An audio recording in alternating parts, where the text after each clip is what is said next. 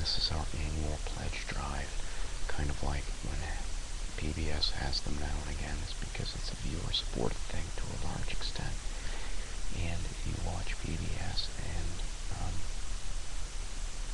you don't donate any money, then they can't continue operations. So if you benefit by watching my show in any way, whether it be in a text-based format or videos or whatever, you are obligated to sit through this video and you're going to listen to what I have to say, because I'm not in a very good mood with you people right about now. As I've repeatedly stated, I do not have a moral claim to working in television or film, and that is okay with me because there are other ways to put on my show. There is the internet. Obviously, I cannot post a ticket agent at your desk to pluck your wallet out of your pocket and take money out of your wallet and give it to me. That is where you buying your ticket comes in, and I am in no way obligated to institute technical controls on this content to see that it is technically impossible for you to steal from me. Again, that is akin to blaming the shopkeeper for the shoplifting that is going on in his store because he has somehow failed to provide adequate security to prevent people from physically putting things in their pockets. The sign at the door is adequate. Shoplifting is illegal. Shoplifting is illegal here. Now, I did not get into this business for the purpose of making money. I had an agenda that was to accomplish some social good, which I think is the goal of all quality stand-up. Yes, you can have fun, but at the end of the day, in addition to making people entertained and laugh, it is to accomplish some social good. Now, my show does not play on television, and that is okay with me. Not everything plays in every venue. Not everything plays in every revenue model. I have my venue. It is here. I have my revenue model. It is a ticket-based revenue model. You are morally and legally obligated to buy your tickets. Now, I believe that most people want to do that. I don't actually believe that you're a bunch of thieves and shoplifters.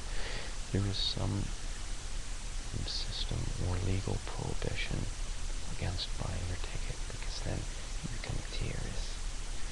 And Chris is a terrorist because he's pointing out that Pentagon flew planes in the World Trade Center. So, Chris's little boyfriend, Malcolm, the troublesome compressor, Chris is waving around of Malcolm on the end of a chain, has made certain dead jurisdictions angry, and they stamp their feet, and they're going to use their every last dying breath to see that no one can buy their ticket to my show. Well, I would ask you, Mr. Obama, or Mr. Holder, or whoever it is that is obstructing the collection of my ticket receipts, you put your all into whatever role you play, whether it be Attorney General or President, and it is your obligation to put your all into it. What if instead of being President or Attorney General, you were a stand-up comedian, putting your all into something, as is your habit, would be placed into stand-up comedy, doing a fine job of that? And what material do you suppose you would be doing? You would be doing precisely what I'm doing. So I have every reason to believe that you would. Now, here's some homework for my audience, for every last person out there who has not yet bought a ticket. I want you to take a cold shower tonight when you get home, or tomorrow morning, or whenever it is you typically take a shower.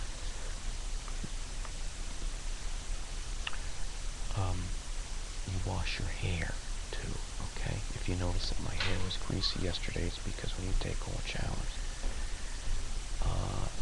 you're not going to spend a whole lot of time washing your hair. So whereas you would have washed your hair maybe once every 2 or 3 days or whatever, and you typically would, you'll stretch that out and you'll wash your hair once a week.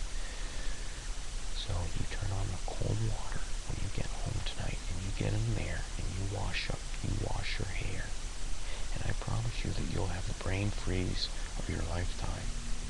And you lather up and you rinse off and you wash your body and you take your regular shower.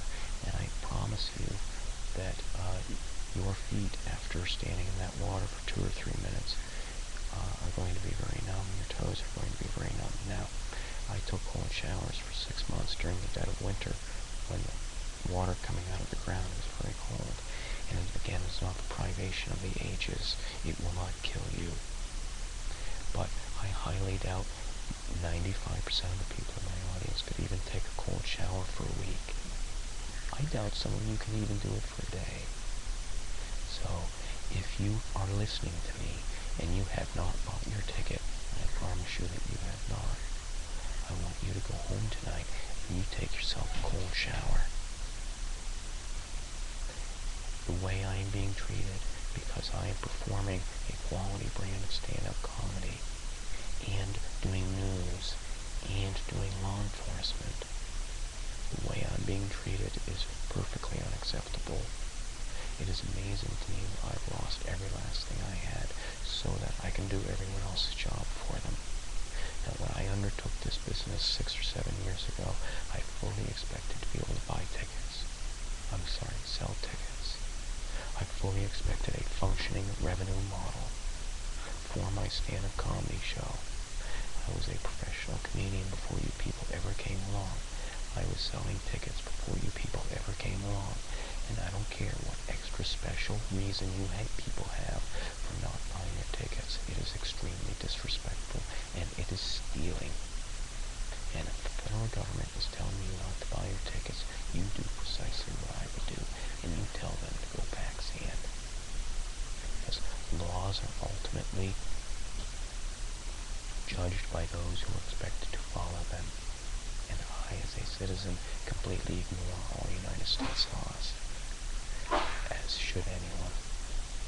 So, Mr. Obama, you take yourself a cold shower tonight, and Mr. Attorney General Eric Holder, you take yourself a cold shower tonight, and you ask yourself why I am being punished in this fashion for doing your own jobs.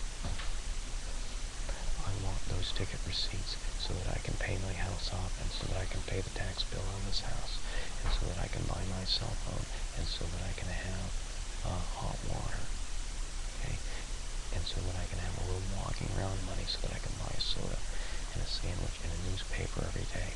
And if I don't get it, I'm just going to be extremely angry with you people, and it is not helping matters. It does not help my outlook on life, and it does not help me from not wishing complete nuclear annihilation upon your species at every possible juncture.